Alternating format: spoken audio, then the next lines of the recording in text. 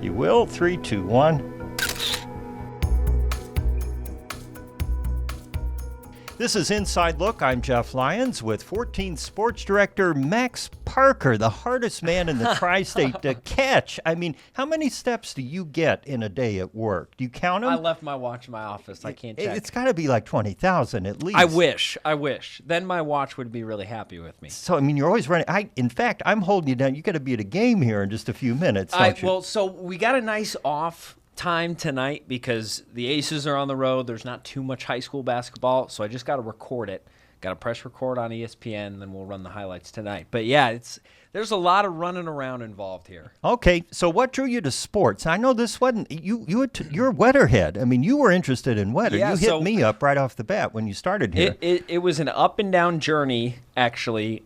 So I began college. I was a theater kid in high school.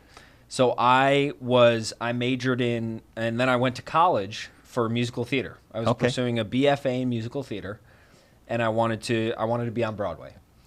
Well, this is as close as we can get, right? Max. I mean, right? I don't have the a lights curtain, are but bright. we got that, right? Yeah, the lights are wait, bright. Wait, I got to stop you for a minute. So what was what were some lead roles that you did in high school? So my first ever musical, I got the lead in one of the leads in Footloose. I was the Reverend Shaw.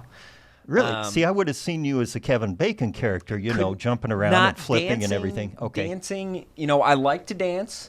I have fun, but I don't know if other people would like to watch me dance in a organized theater. Gotcha. Broadway Okay, setting. I get the drift. So you're in Footloose. I didn't mean to interrupt you. So now you go to Indiana University, getting your MFA in theater. Yes. Looking for the BFA in theater BFA. and doing. We did.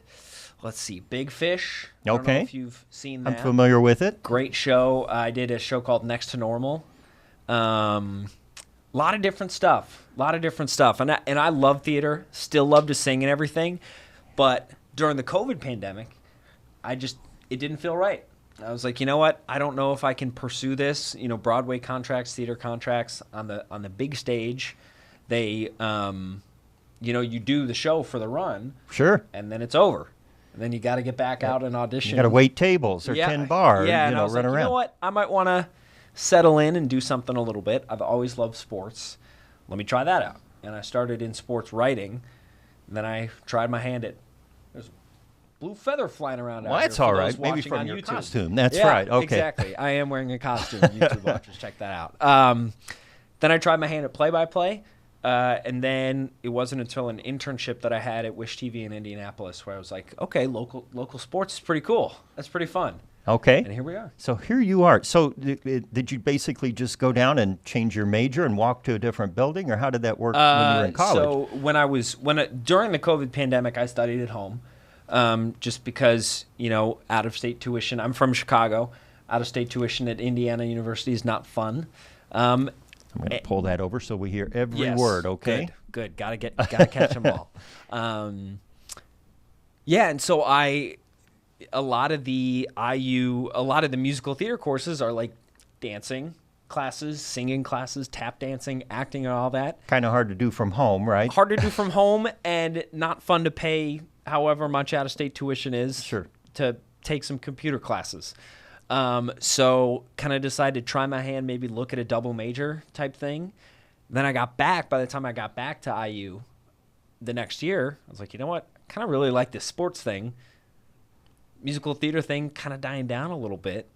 Let me try this out. So I switched some classes, ended up just dropping all the musical theater classes and picking up all the sports classes, and then here you are. That was that. Yeah, here I am in Evansville. Wow. So, I mean, you must have been a sports fan in addition, because quite a bit about diehard Chicago sports. Bears fan. Okay, so football is your sport, or Yes. do you have a particular one? Just Chicago Bears. Okay. The Chicago Bears. Football is my main sport. Basketball is number 2 for sure. And then a big fan of professional cycling. Yeah. And that would probably be 3. And this is what shocked me, because you called me up after I discovered you were a cyclist. Mm-hmm. And I always am worried, because I knew you were probably legit. Like, did you ride in the little 500 and that sort of thing? I rode that 2 years. So competitive. And you call me up on a Saturday, hey, can I come? You want to go ride? And I put you off a little bit. I said, well, you can come over, because I live in a hilly part of town. But I said, I'm not in shape for you. And boy, am I glad I didn't, because you were doing hill repeats like 12 times around Wrights Hill and the double dip and everything. What were you thinking? So, to be honest, I was worried because my family had booked a trip for a backroads trip in Europe. We went to Croatia and Slovenia, and there are a lot of hills on there.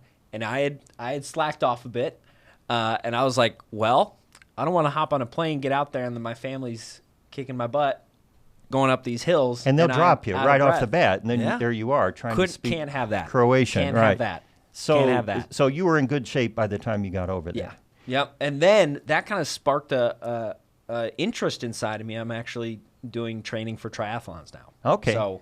So this is all very interesting. You know, most families, they go to Kentucky Lake or they go to Disney World or they go, to see Washington, D.C. So you go to Croatia, Slovenia on bike, and your whole family's on bikes? Yep, my mom, dad, and younger brother. Okay, and competitive? I mean, do you ride in a pace line or is it? No, certainly not a pace line. And mom and dad, they get on those e-bikes. My dad, I don't know if he was on an e-bike this past time, but but there's nothing wrong with e-bikes. No, they're fun. When you get to a certain age, that's exactly, very appealing. Exactly. And oh my gosh, well, you look at that. We're in Croatia right now. Let me switch that back here for our listeners. Our background here changes.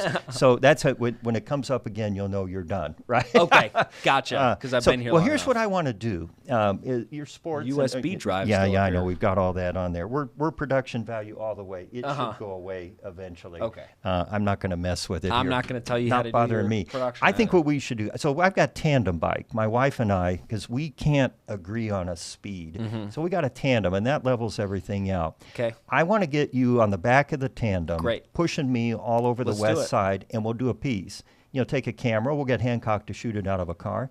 What do you think about that? I am so up for that. And that'll be a a coming attraction on 14 News and maybe we could here do on a Inside series. Look. Yeah. We could do a series. You're right. Like a weekly Max and Jeff me on passing the out, you carrying me up a hill just and everything else. around. So that just came to me. So you know what? We got to do that actually. I'm I serious. think we should. Get a GoPro and everything, and maybe the drone out. Drag Jake out there. Yeah. He can follow along the truck. The more we talk about this, the less I want to do Inside Look, and the more I want to get back on the bike. I'm pitching this tomorrow. Okay. All right. Well, you talk to your people, I'll talk to mine, and we'll see where we wind up. At the table. So, Max, when you get in here on Monday, let's say, and I know you and Aaron Hancock, of course, you're handling sports. You got it for the whole tri-state. Yeah. How do you juggle all that? I mean, you got to get to so many places and come back with something. It's not like you get to go watch a game. You got to shoot it. You got to come back, edit, and then put it on the air. Yeah. So we do it all, and that was a big learning curve, of course, fresh out of college, because I went to my hometown. My high school was 4,000 kids, and if you were from Wilmette, Winnetka, Glencoe, Glenview, any of those schools around my house, you went to one school. It was New Trier. So here I arrived and Aaron Hancock was telling me about, we'll go to Mater Dei here and Wrights here and North here. I'm like, okay, how far are these? He's like, they're all right in town.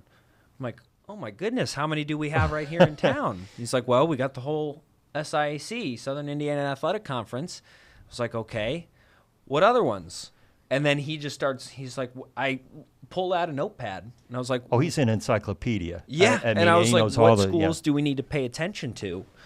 And he starts listing all our tri-state schools off, and I was like, okay, all right. And so it's really it's a balancing act of catching as many as we can, and a lot of it is just moving the pieces around of if this school's playing tonight and then this school, the other night it was McLean County was playing.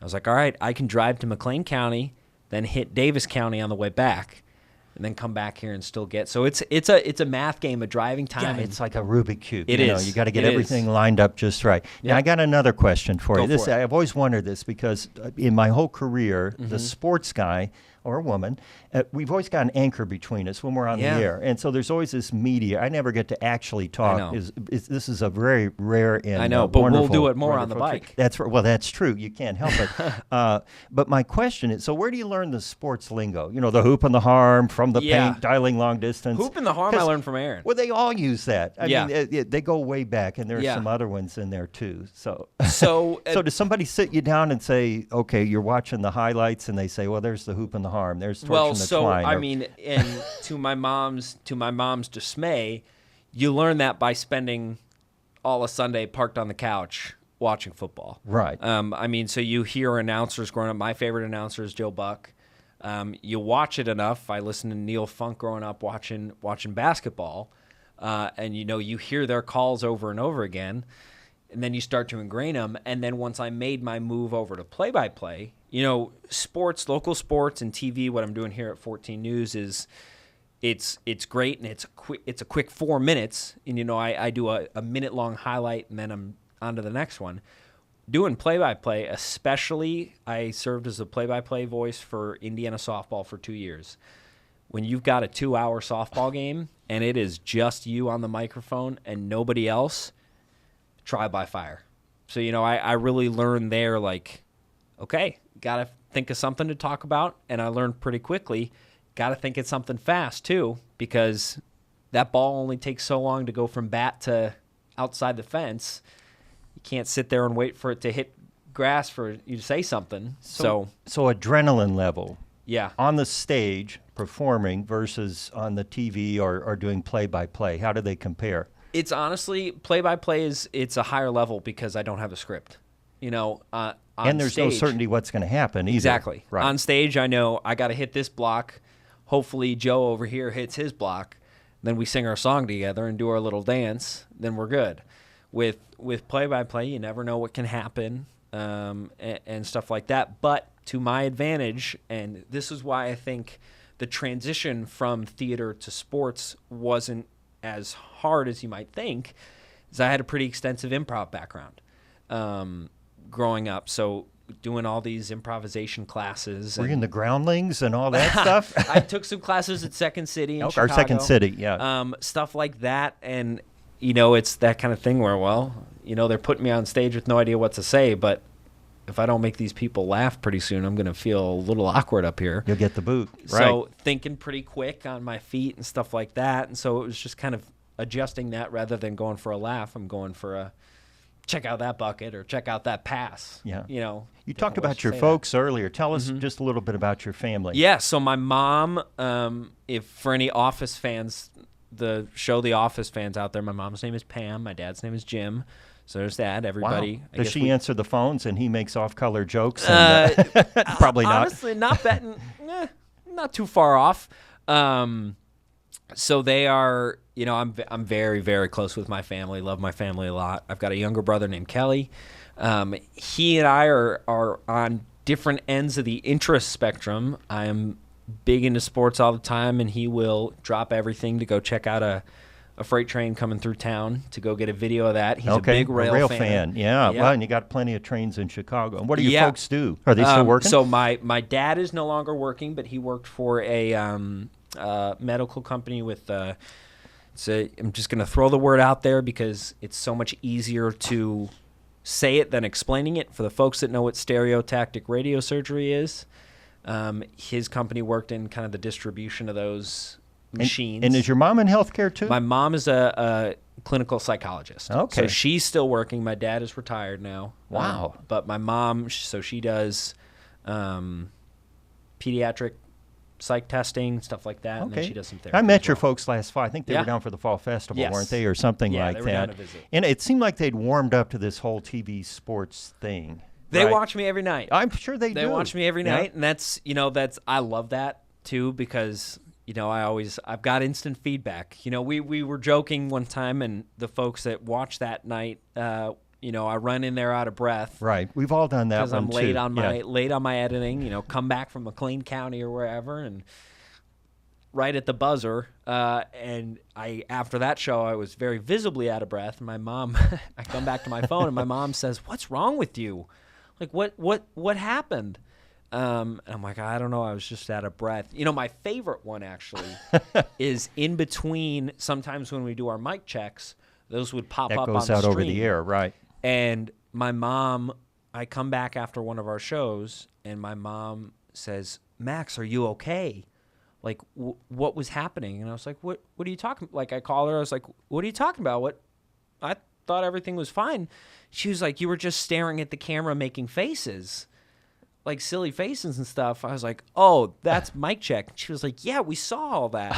It's like, Well, that's good to know. Okay, good to know. Well, you can't possibly be grounded or have the car taken away for any of these offenses. Exactly. So you can 'cause rest. I'm an adult and I'm away from home. Rest easy in that. Well, I might beg to differ, but I'm not going to think on you. You know, you can have your fun down here, and it looks like you are. Oh, yeah. I mean, you bring the energy and everything every day. So I'm glad you could squeeze me in. Oh, now we're going to do the bike thing. Okay. That's not Yeah. just some phony TV No. thing. We're gonna- we it's really gonna will happen. orchestrate this. It's going to take a little engineering, but I Yeah. think we can do it. And in the meantime, you go out there and get your game. Yeah, Watch- we're gonna have to do this again though. And watch your mic checks, Okay. and Yes. and keep us posted. And if you want to break into song on our next podcast, you can have something prepared. That'd be great. So too. my goal for this was to do a good enough job where you ask me back frequently because Yes. I love podcasting. Okay, well, you should start a podcast, and I could be a guest on one of these things. Wow. See, that would be What Broadway song would you sing? oh, well, I mean, there are many. Another opening. Yeah, another show. That's right. We there could we do go. that. We're not. I think we have to pay a music licensing thing if we do. That too was much. less than 10 seconds, Good. and it was said as a joke, so it's covered Okay. under parody law. Right. Well, we'll deal with the Boom. lawyers when they call. I'm Okay. sure they're watching the podcast We'll sing on now. the bike, the tandem bike. Max Parker. Oh, see, I Look told what you said. when the cornfield comes up, you're done. So I will Okay. change that one more time. And Max, I want to thank you for Oh, of coming out here course. This was tonight. a blast, It's Jeff. been a lot of fun, and we've learned a lot more about you and the sports and theater industries. And if you want to see more, folks, you can check out Inside Look, our podcast, wherever you get your podcast. Also, you can subscribe to the 14 News YouTube channel to watch the video versions. Thanks for joining us on Inside Look. I'm Jeff Lyons.